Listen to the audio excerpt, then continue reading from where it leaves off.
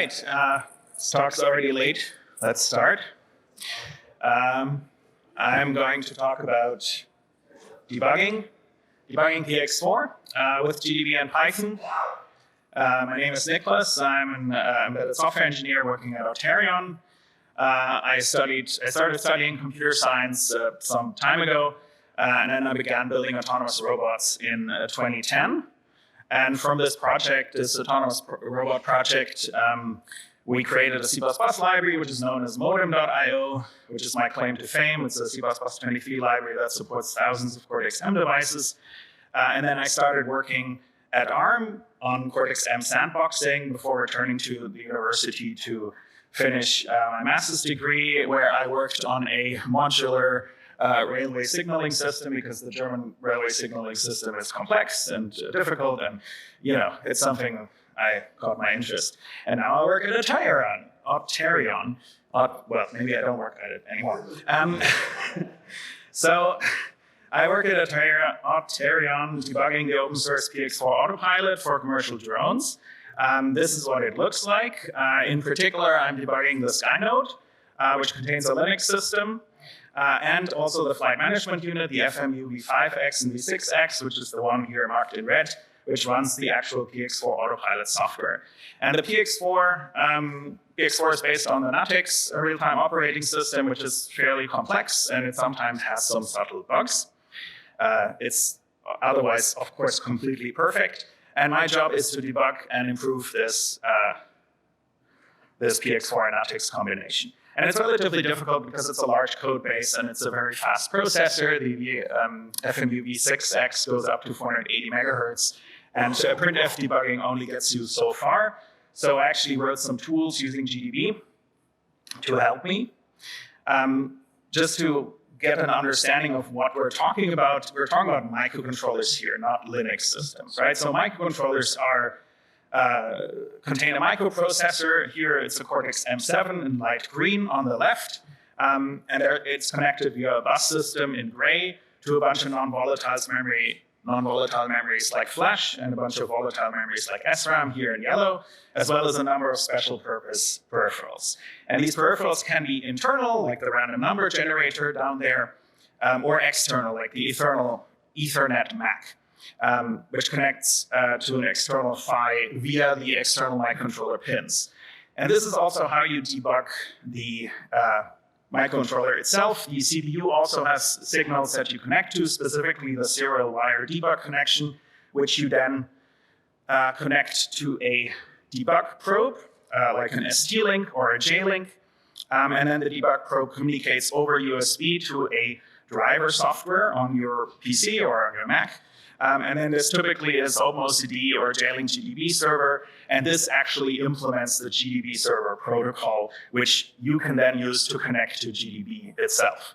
And then you already have a functioning debug system, but it's usually wrapped again into a IDE, like VS Code, for example, using the machine interface. We're not going to use that. There are many, many plugins. There's a particularly good plugin called Cortex-M Debug, I think, for VS Code. You should definitely check it out. We're going to do something a little bit more custom. We're going to use the GDB Python API to extend GDB with RTOS awareness of NuttX and awareness of the STM32, and also do a bunch of other cool things. So the Python API is implemented directly in C code.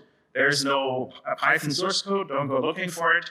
It's not that much fun to debug. It doesn't give the best error messages, but it's the only thing that we have to extend GDB without recompiling it. It works pretty well for that purpose. But it is sometimes a bit weird. There are some limitations. You cannot access the debug. You cannot access all debug information. So stuff like the C preprocessor macros are not available through this API, which is really annoying because NuttX uses a lot of that. I mean, all C code uses a lot of this. It's also very well documented at an API level, but it's not well documented how to put things together. So sometimes you have to read source code. So if you go down that rabbit hole, you can write a bunch of tools, and I'm going to present these tools. These are open source. They're called the Embedded Debug Tools. Some of you have received a debugger from me, which has this branded on here. the Auterion Embedded Debug Tools. I still have some, by the way. So this is BSD license. It's fully open source on GitHub with a lot of documentation. It's highly modular, so you can reuse it. And the high-level tools are STM32 PX4 or NuttX specific, but it's modular, so you can extend it. And it's actively maintained by me. At the bottom of the slide, the right, you can see the reference to the module inside these tools. So if you quickly want to look something up right now. All right, so let's dive straight in. NuttX is a real-time operating system with preemptive threads. It uses a lot of threads. There's a tool called top in the N shell, which gives you this information. There's also another tool that in GDB called info threads, which also gives you this information.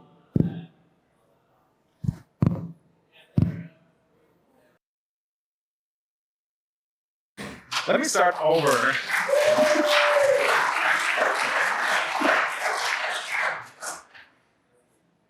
I'm not going to start over. All right, so this is the NuttX has a bunch of threads, as you can see here. There was some meta commentary that I'm going to ignore. And then there's a tool called the PX4 tasks tool, which lists all of these threads with their PID. And PX4 implements a CPU usage monitor, so we cannot reuse the NuttX. Well, we don't want to reuse the NuttX implementation, so this is a good way to start. How is this implemented? This is implemented using a custom GDB user command. GDB can look up symbols, global symbols, like this pending task list, which you can then iterate over and extract all of the information for every task. And there are simple attributes that are inside this TCB, the thread control block structure. It's a C struct, like the name, which is directly in there, but there are also some more indirect things that you need to find out, like the watermark for your stack usage, where you need to do a binary search to find the actual watermark. So you can scale this up and down how you wish. It's Python, import anti-gravity. You know, it would be actually quite useful to do that on a drone, but it doesn't work. Another example here, NuttX implements its own interrupt dispatcher in assembly. And therefore, every interrupt handler in the NVIC table is the same function. It all points to this dispatcher function, which is, of course, not particularly useful. So here is a small tool that just lists this functionality, the table itself. So here you can see all of the priorities. NuttX doesn't support nested interrupts, so all of the priorities are the same, 8.0. You can see here that the IRQ59 is currently active. It has the A set there. And the IRQ65 is pending, because that's the EP, the P pending. And this is, of course, super useful to figure out which function to actually put a breakpoint on, right? We also have some STM32 specific tools. So it's not just the RTOS that's specific, but also the hardware that's specific. And I often need to know the state of microcontroller pins during my work. So this tool just shows it to me. And you can see the pin name, the configuration, the input and output state, the alternate function, and what this means. Like, what is the purpose of this pin, which is externally provided by us. For example, the pin A6 and A8 are inputs with pull-ups. They're currently both high. The pin A13 and A14 down here, those are the serial wire debug connections. So that's what we're actually debugging the microcontroller through currently. And you can also see that it has a very high data rate, VH set. So there's a compact description of the configuration. But of course, this is a custom implementation that manually interprets the peripheral memory to generate this table. And it's hard to generalize this. So it would be nice to have something more useful. And for this, we can use the system view description files, which automatically interpret peripherals. So the SVD files are a standardized XML format that describes the register map. So I don't have to manually copy it out of the PDF, which is really annoying. The STM32 SVD files are a little bit broken, but there are manual patches available thanks to the Rust community. And there's also a great GDB plugin from Pengy, which does all of the heavy lifting for you. So it loads the SVD file and it tells the debug probe which memories to read and then interprets this. And we just wrap this tool for convenience. This is what it looks like. You can see the DMA2 stream 0 configuration register. Obvious. You can see the raw register value at the top, and then below that you can see all of the bit fields with their name and description. And this is extremely helpful for just quickly validating that your peripheral is actually correctly configured. You still have to look at how this works, the big picture in the reference manual, but it's, you know, if you've worked with this before, you probably know some of these registers. You kind of, I mean, the description is also relatively good. One of the major tools of, one of the major sources of issues is hard faults that are really bad because they usually crash the drone. So when I reproduce a hard fault, I want to trap it directly in the debugger. And you can do this by setting the vector catch bits to trap all fault exceptions, and then it halts the device before it goes into the NuttX dispatch handler, the interrupt dispatch handler, which breaks the backtrace because it's implemented in manual assembly. So here you can inspect the fault registers via also the SVD plugin. So here the second line shows that, the arm-none-eabi-gdb. And you can see, if you know a little bit about this, you can see that the fault, this is a bus fault at address 8, which is very low. There's nothing there. And so if we look at the backtrace, you can see it jumps over the exception, the signal handler here, and it goes into the actual location. You can see the parent argument is 0, and so it tries to dereference this iChild argument, which has an offset of 8 inside the struct. And that's exactly where we hard faulted. So it's very fast to do this. Related to hard faulting is core dumping. So if I found a hard fault or something, I want to save the state offline, I can copy all of the volatile memory out of the microcontroller and save it in a file. This is also how it works on your computer. And then because I have the SVD files, I can also read out all of the peripherals. And then I can look at, for example, the GPIO state. And this works by pretending to be a GDB server connection. But in fact, it's not connected to a microcontroller, it's just reading the memory from the file. And this works also with PX4 hard fault logs. So they also contain a bunch of memory, and you can just pass them in there, and then more often than not, it gives you the precise location. So it's extremely useful for you to do. There's also something, when I talked about the GDB usually being wrapped by an IDE, we can also be our own IDE because, you know, freedom. And USA, sorry. And so basically, you can pretend to be a machine interface, and then you can script GDB from the outside, and then you can interact with GDB and with N-shell at the same time, the NuttX shell or the PX4 shell. So here I've written a small tool that fails every nth malloc, just returns a null pointer just to see what happens. It's like 4,000 allocations during the first 2 seconds of boot. It takes forever, but you know, if there's a hard fault, I know that something is unhandled, and this already proved to be useful because we can plot these nice graphs and see where all of the hard fault locations actually were over the last 4,000 mallocs. And you can see here, for example, in the UORB device node write file, there was a null pointer being passed to memset unchecked, which obviously a hard fault. So if we fix that, it's fixed in upstream. All right, these tools all work by halting the microcontroller, which is somewhat suboptimal if you fly, because it tends to not fly anymore. So the simplest method to not do that is to not halt the CPU. So you want to have something that logs or profiles the application from the inside and then streams it out. And this is usually done using printf debugging. There was this keynote that we had this morning about printf debugging. How topical. But it's a bit slow. We're running at 480 megahertz, and if we want to print out a lot of state, it's going to saturate all communication links very quickly, even Ethernet. It's a lot of events. So NuttX has a trace system that basically traces the entire scheduler using the sketch notes API into an SRAM buffer and then flushes that to a file. This works quite well. There's even support, there's trace compass support. It's quite impressive, but unfortunately trace compass crashes on my Mac. I don't know why. It's an ARM64 Mac. Okay, so it's not particularly useful for me. And it also runs on device, and because it has a relatively high overhead, it does change some timings, and it doesn't, you're still limited to SD card speeds or flash memory speeds or wherever you store it. So wouldn't it be nice if there were sort of a hardware-supported logging system? And this is built into every single Cortex-M core. It's called the ITM and DWT peripherals. And they do the serialization and the timestamping and the demultiplexing into a single byte stream automatically in hardware without any overhead. And they provide 32 channels that you can write 8 bits, 16 bits, or 32-bit values into it. And it also logs the exception entry and exit. And this whole thing is then timestamped and it's sent out over a single pin.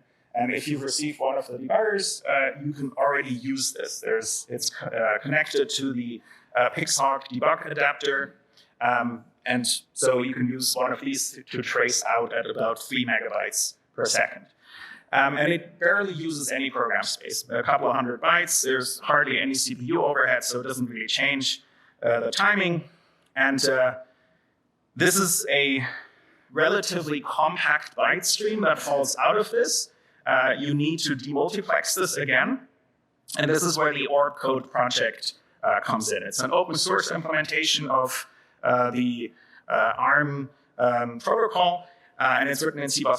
And if you instrument NuttX and PX4 in the right way, you can demultiplex this on the other side. And this is the Perfetto tool. So you can see here this data falls out.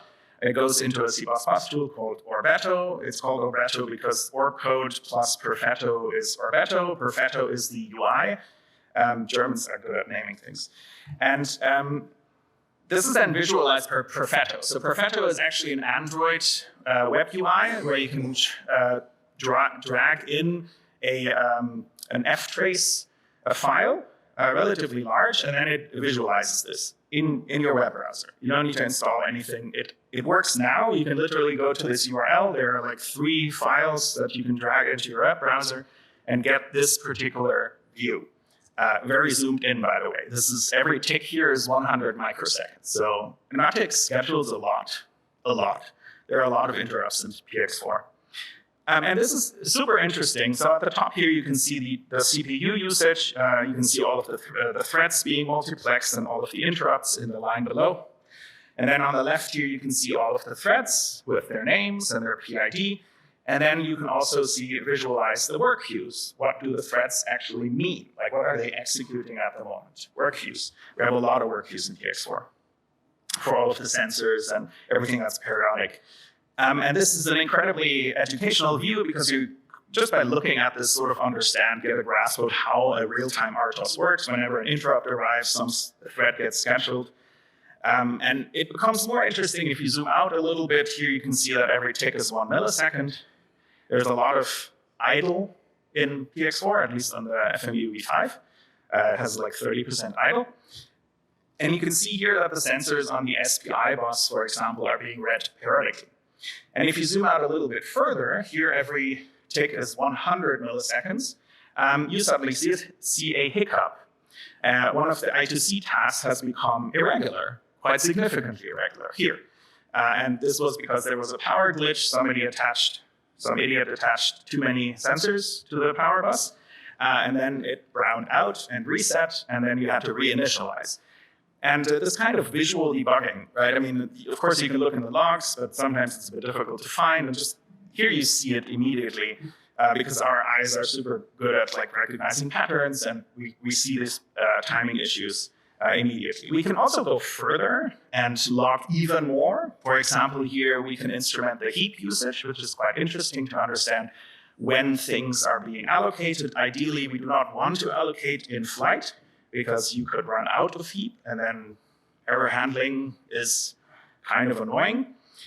So here, for example, we track every single malloc and free call, also realloc, and then you can see the malloc call down here with the address, the returned address, and also the sizes that were returned with overhead, without overhead. And if we accumulate all of the mallocs and then subtract all of the frees from this, we can get the heap usage over time from this.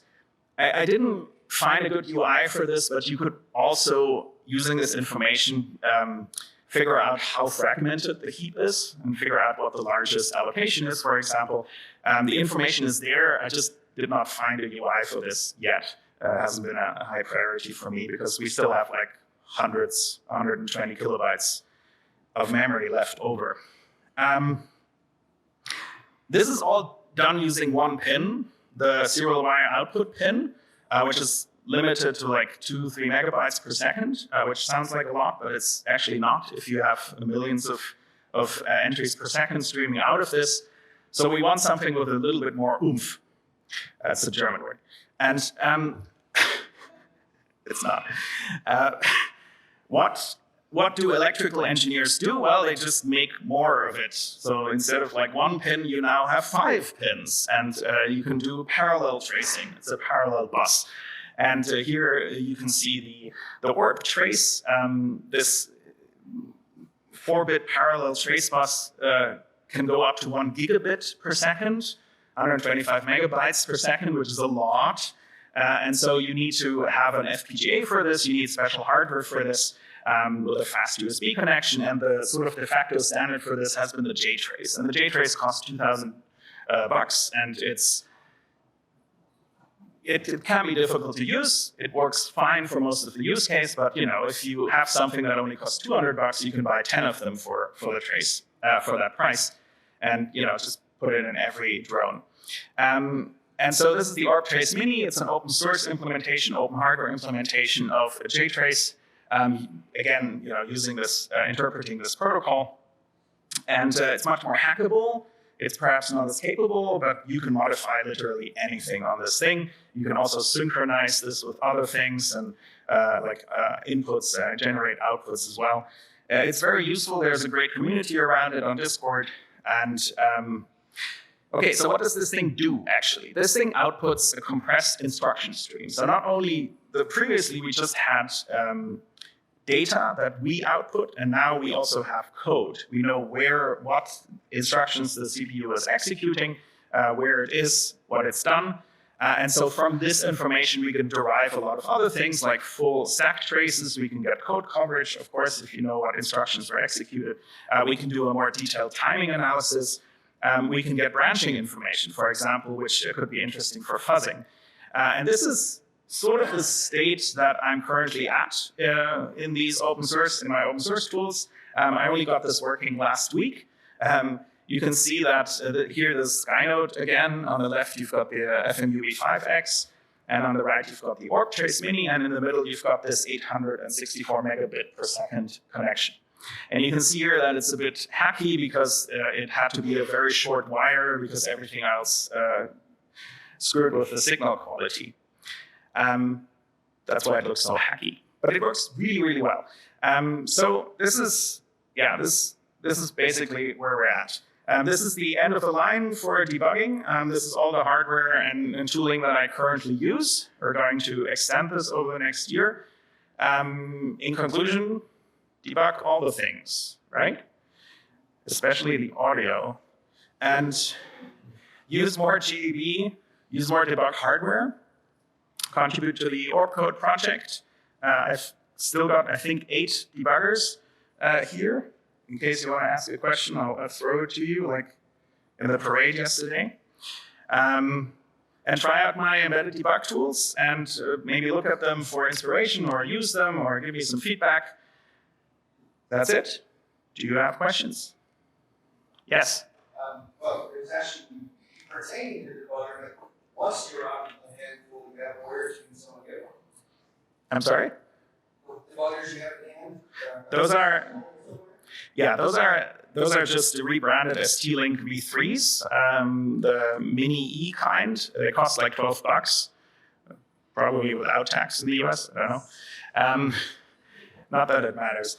But they're super cheap. They're very capable, and I've got a bunch of them here. So do you want one?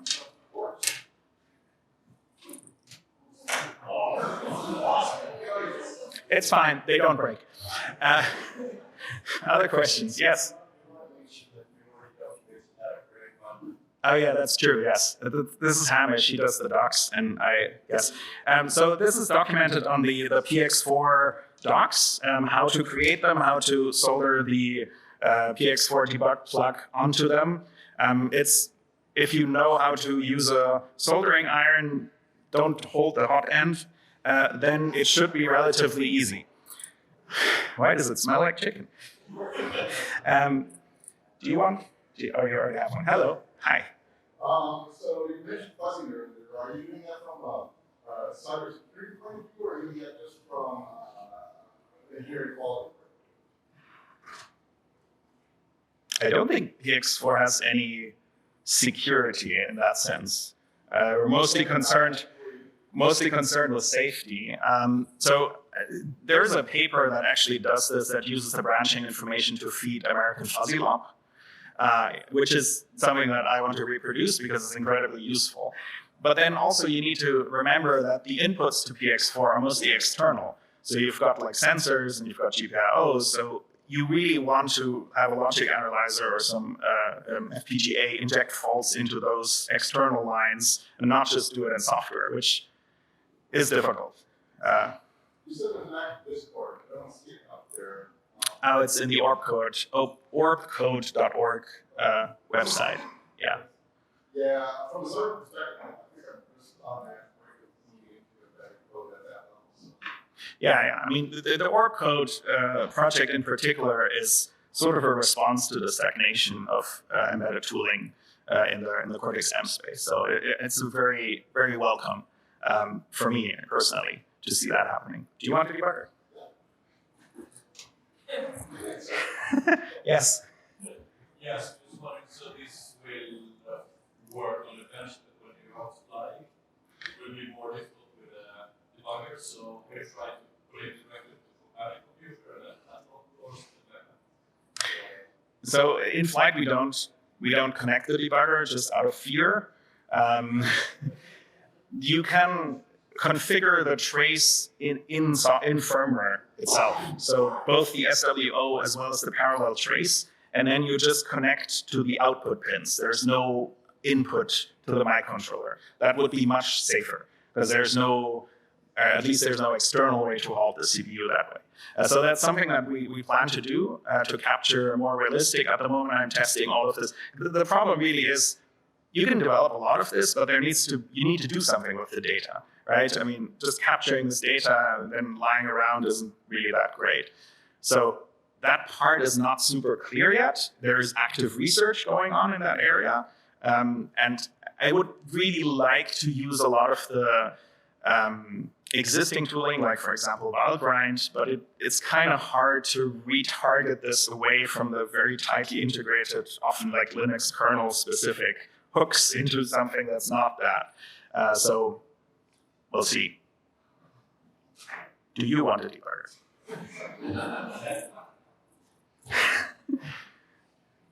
Anybody else? Over the back of the God.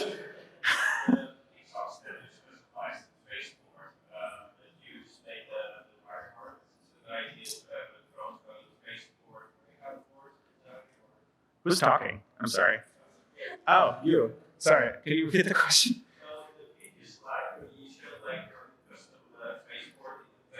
Oh, this one.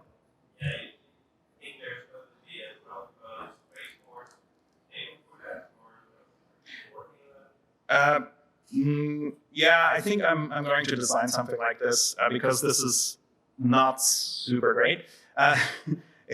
I also discovered that you cannot get it out of the plug anymore because there's literally nowhere to pull other than the cables which rip off. So yes, there will definitely be something more permanent. Again, I got this working last week. So do you want a debugger? I think you already have a debugger. Okay. Ah, that's right. Sorry. Anybody else in the back? All right. Let's wrap up. Thank you for coming.